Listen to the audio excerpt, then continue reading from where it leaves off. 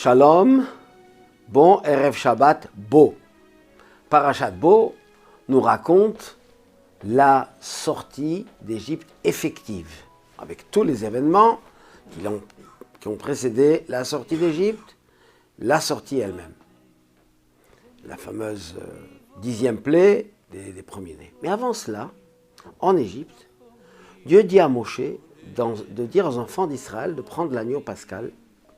Et tout un texte que nous lisons dans la Haggadah le soir de Pessah, où le verset dit « Vehaya ki shalcha vincha machar lemor » Et ce sera quand ton fils te posera la question demain en disant.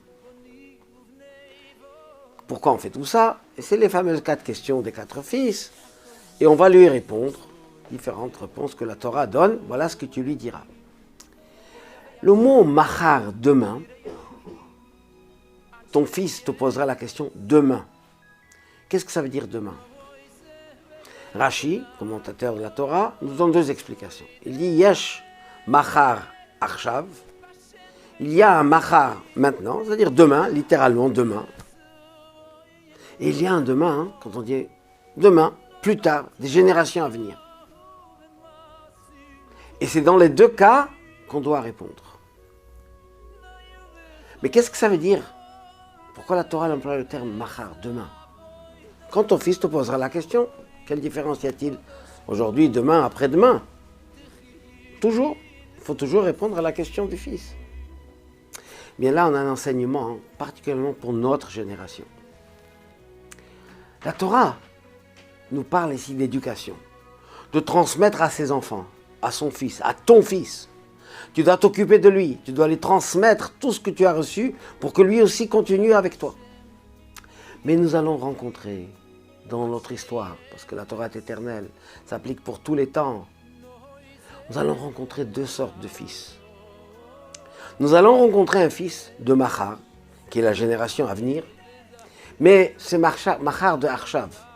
C'est un demain de maintenant, c'est-à-dire, c'est un fils qui continue le chemin de son père, de ses parents, de ses grands-parents. Il pose la question de compréhension. Il veut savoir pourquoi, comment. Il est dans la même continuité. C'est un machar de Arshav. C'est la génération suivante, mais il est lié avec la génération actuelle. Et l'actuelle est liée avec la précédente, et ainsi de suite. Et celui-là, on lui explique, on lui enseigne, on lui apprend. Mais il viendra un temps où on aura des fils, des enfants, qui sont machar de loin, l'achar zman, acher, loin de tout ça. Quand il pose la question, c'est une question qu'il ignore totalement, comme malheureusement une grande majorité de notre peuple aujourd'hui. Ce sont des enfants d'Israël, mais qui sont du machar, qui sont d'un demain lointain, coupés de leur passé, ignorants, totalement assimilés. Et cela, on doit tout faire pour qu'ils viennent et poser la question. C'est le 5e fils qui ne vient pas à la table du Seder. Ou même le 4e, quand il vient, il est loin de tout ça. Alors c'est à lui qu'il faut s'adresser.